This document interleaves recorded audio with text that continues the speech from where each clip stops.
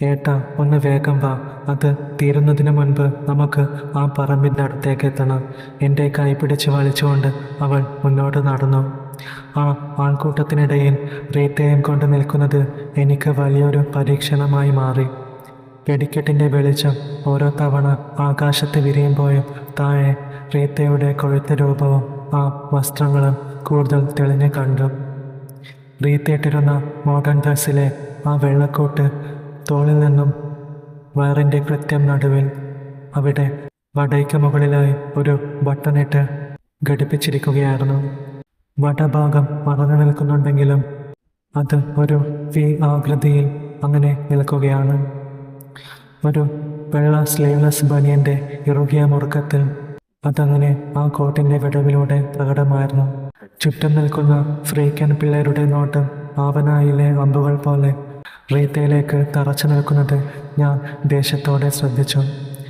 ഒരു പറ്റം ചെക്കന്മാർ തൊട്ടടുത്ത് നിന്നുകൊണ്ട് പരസ്പരം കണ്ണ് കാണിക്കുന്നത് ഞാൻ കണ്ടു. ഒരുത്തൻ്റെ ശ്രദ്ധ അവിടെയായിരുന്നു, പിന്നെ വേറൊരുത്തൻ്റേത് ഇവിടെ. അങ്ങനെ ഓരോരുത്തരായി ഓരോയിടത്ത് ഓരോ സ്പന്ദനവും അവർ അങ്ങനെ ഒപ്പിയെടുക്കുവാണ്. പിന്നൊരുത്തൻ റീത്ത മുന്നോട്ട് നീങ്ങാൻ ശ്രമിക്കുമ്പോൾ അങ്ങനെ പിന്നിലായി നോക്കുവാണ്. പിന്നെ അവർ പരസ്പരം എന്തോ പറഞ്ഞ് ആംഗ്യമൊക്കെ കാണിക്കുന്നുണ്ട്. അതൊക്കെ കണ്ടപ്പോൾ എനിക്ക് ദേഷ്യം ഇരച്ചു കയറി. ഇന്ന് ഈ വേഷത്തിൽ റീത്തയെ ഇവിടെ നിർത്തേണ്ടിയിരുന്നില്ല എന്ന് ഞാൻ 100 വട്ടം സ്വയം ശപിച്ചു. റീത്ത, മതി കണ്ടത്, നമുക്ക് പോകാം, വണ്ടി എടുക്കാം, ഞാൻ റീത്തയുടെ കയ്യിൽ പിടിച്ചു വലിച്ചുകൊണ്ട് പറഞ്ഞു. അവൾ കണ്ണു വിടർത്തി എന്നെ നോക്കി. അതെന്താ ഏട്ടാ, ഇത്രയും നല്ല വെടിക്കെട്ട് നടക്കുമ്പോൾ കാണാതെ പോകുന്നേ? ഇനി ഇങ്ങോട്ട് വരുമോന്ന് പോലും അറിയില്ലല്ലോ.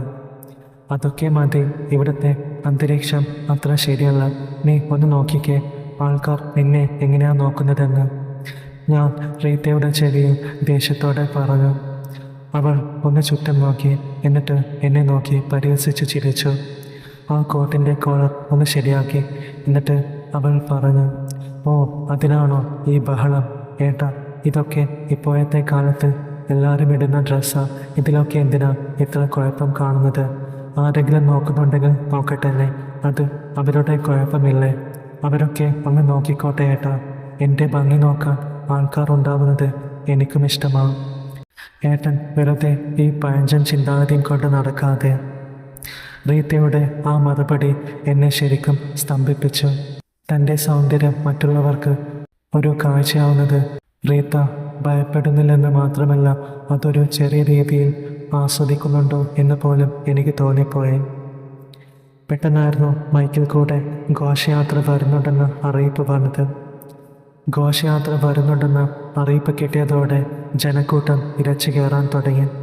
ഞാൻ റീത്തയുടെ കയ്യിൽ മുറുകെ പിടിച്ച് അല്പം തിരക്ക് കുറഞ്ഞ റോഡരികിലെ ഷട്ടർ താഴ്ത്തിയ കടകൾക്ക് മുന്നിലെ ഇരുളും വെളിച്ചവും കലർന്ന ഒരിടത്തേക്ക് മാറി നിന്നു. എന്നാൽ അവിടെ നിന്ന് ചില ഫ്രീക്കൻ പിള്ളേരുടെ സംസാരം കേട്ടതും എൻ്റെ ചെവിയിൽ മറ്റൊരു വെടി പൊട്ടി. വെടിക്കെട്ടിൻ്റെ ശബ്ദത്തിനിടയിലും തൊട്ടടുത്ത് നിൽക്കുന്നത് കൊണ്ടാവാം അവരുടെ ആ സംസാരം ഓരോന്നായി എൻ്റെ കാതുകളിൽ പതിച്ചു. ഓ മോനെ, എന്താടാ അത്? കിടിലൻ സാധനമാണല്ലോ. പിന്നെ അടുത്തവൻ്റെ മറുപടി അതിലും രൂക്ഷമായിരുന്നു. സത്യം, ചിമിട്ടൻ ഐറ്റം. ഇത്ര നേരം നിന്നിട്ടാ ഇങ്ങനെ ഒന്നിനെ കാണാൻ പറ്റിയത്. എടാ, നീ അത് കണ്ടോടാ, എന്താ അതിൻ്റെ ഒരു ഇത്? എല്ലാം കേട്ടപ്പോൾ എൻ്റെ കൈകൾ ദേഷ്യം കൊണ്ട് വിറച്ചു. പക്ഷേ റീത്ത ഇതൊന്നും അറിയാതെ ആകാശത്തെ വർണ്ണങ്ങളിൽ കണ്ണും നട്ട് നിൽക്കുകയായിരുന്നു. വെടിക്കെട്ടിൻ്റെ പ്രഭ റീത്തയുടെ ആ ഗോതമ്പ് നിറമുള്ള സൗന്ദര്യത്തിൽ തട്ടുമ്പോൾ ആ പിള്ളേരുടെ പട്ട് കൂടുകയായിരുന്നു. മേലോട്ട് നോക്കടാ ഡാഷെ, ഒരുത്തൻ കൂട്ടുകാരൻ്റെ തോളിൽ തട്ടി പറഞ്ഞു. കിടിലൻ തന്നെ. എന്നാലും നമുക്ക് കിട്ടിയാൽ എന്ത് അടിപൊളിയായിരിക്കും അല്ലേടാ? എല്ലാം കേട്ട് എൻ്റെ നെഞ്ചെടുപ്പ് വർദ്ധിച്ചു. എന്തായാലും അവർ പറഞ്ഞ റീത്തയുടെ എല്ലാം ശ്രദ്ധിച്ചപ്പോഴും റീത്തയുടെ നിഷ്കളങ്കമായ ആ ചിരിയും ആവേശവും കണ്ടപ്പോഴും എനിക്ക് വല്ലാത്തൊരു നിസ്സഹായത തോന്നി. റീത്തയ്ക്ക് ഈ വൃത്തികെട്ട ലോകത്തിൻ്റെ സ്വഭാവം അറിയില്ലല്ലോ എന്നോർത്തപ്പോൾ എനിക്ക് വിഷമമായി. പെട്ടെന്നാണ് അന്തരീക്ഷമാകെ മാറി മറിഞ്ഞത്. ആകാശത്തെ വെടിക്കെട്ടിനേക്കാൾ വലിയൊരു ശബ്ദകോശം റോഡിൽ മുഴങ്ങി. റോഡിൻ്റെ വലതുവശത്തു നിന്നും ആവേശത്തിൻ്റെ വേലിയേറ്റമായി മംഗലാപുരം ഘോഷയാത്രയും ഇടതുവശത്തു നിന്നും ഇരമ്പിക്കൊണ്ട് തെക്കമ്പുറം ഘോഷയാത്രയും ഒരേ സമയം എത്തിച്ചേർന്നു. DJ-യുടെ കാത് തുളയ്ക്കുന്ന ബീറ്റുകളും ചെണ്ടയുടെ താളവും നാസിക് ഡോളിൻ്റെ ഇരമ്പലും കൂടി കലർന്ന് ആ പ്രദേശം ഒരു യുദ്ധക്കളത്തിന് സമാനമായി. രണ്ട് ഭാഗത്തു നിന്നും വന്ന ജനസാഗരം റോഡിൻ്റെ നടുവിൽ വെച്ച് കൂട്ടിമുട്ടി. മിനിറ്റുകൾക്കുള്ളിൽ റോഡ് മുഴുവനായും ബ്ലോക്കായി. ആളുകൾക്ക് അനങ്ങാൻ പോലും ഇടമില്ലാത്ത വിധം മുട്ടിമുട്ടി നിൽക്കേണ്ടി വന്നു. ജനങ്ങളുടെ ഉന്തും തള്ളും വർദ്ധിച്ചു കൊണ്ടിരുന്നു. റീത്തയുടെ സൗന്ദര്യം ആ തിരക്കിനിടയിൽ ആൾക്കൂട്ടത്തോട് ചേർന്നമരുന്നത് ഞാൻ കണ്ടു. ആ പിള്ളേരുടെ ശ്രദ്ധ ഇപ്പോഴും റീത്തയിൽ തന്നെയാണെന്ന് എനിക്കുറപ്പായിരുന്നു. ഞാൻ റീത്തയുടെ തോളിൽ മുറുകെ പിടിച്ച് ചേർത്ത് നിർത്താൻ ശ്രമിച്ചു. പക്ഷേ അപ്പോഴാണ് ആ അപ്രതീക്ഷിത സംഭവം ഉണ്ടായത്.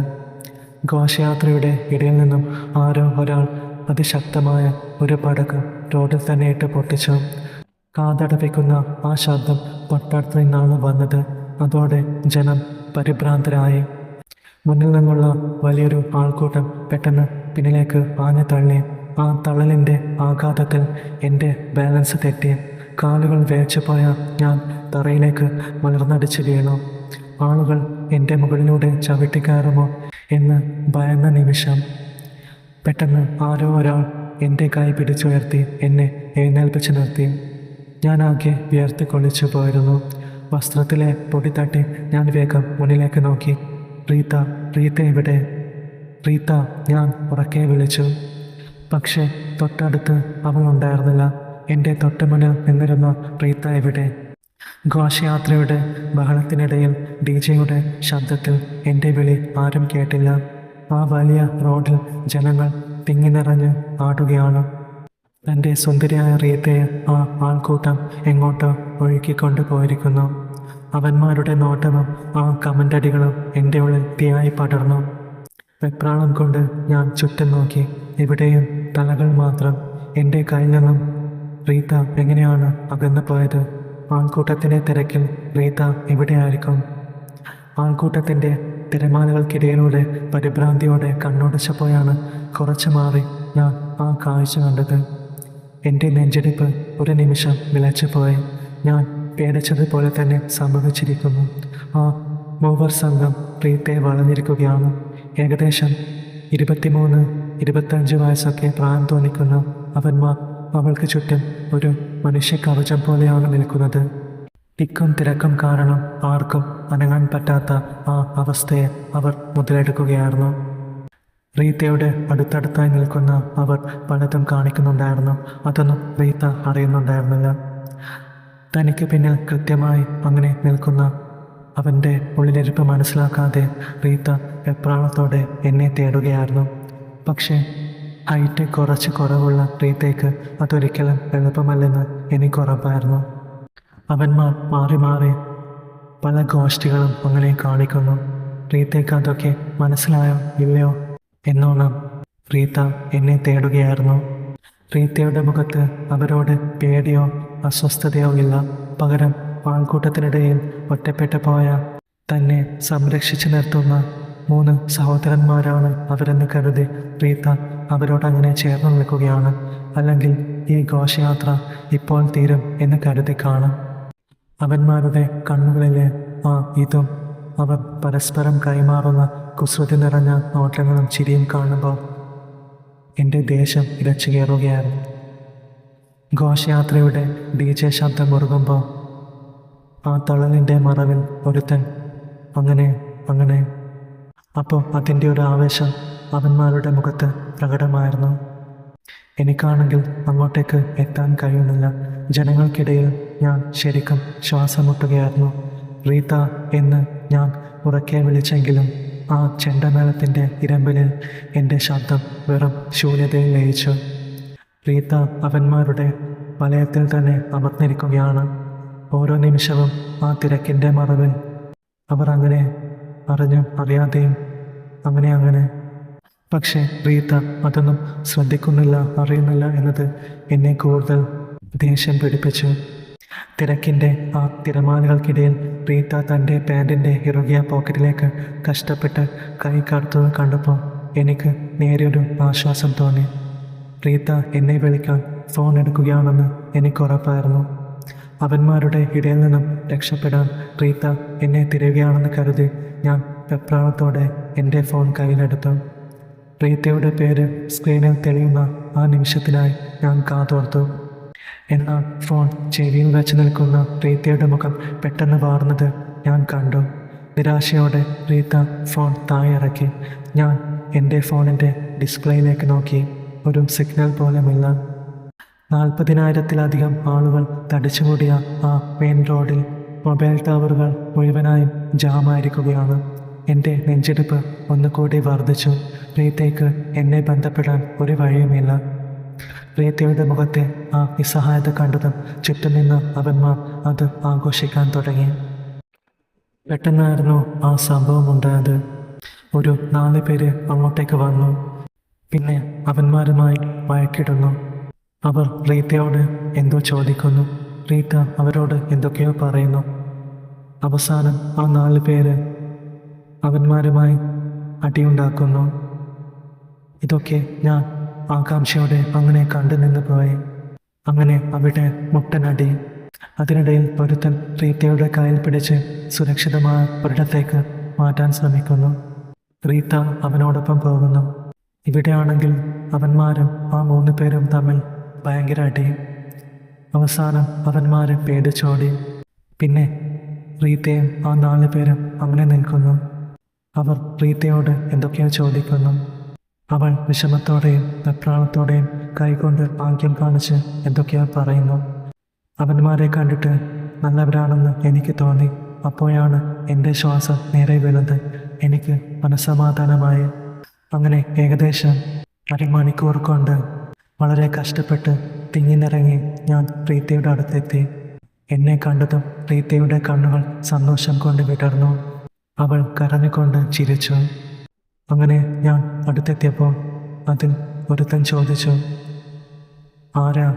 ഞാൻ പറഞ്ഞു, ഇതെൻ്റെ ഭാര്യയാണ്. അപ്പോൾ അവൻ, ആണോ?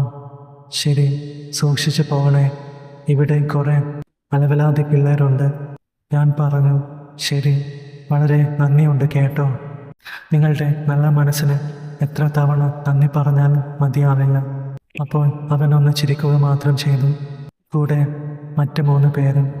പിന്നെ അവരോട് യാത്ര പറഞ്ഞിട്ട് ഞങ്ങൾ വേഗം വണ്ടിയുമെടുത്ത് സ്ഥലം വിട്ടു.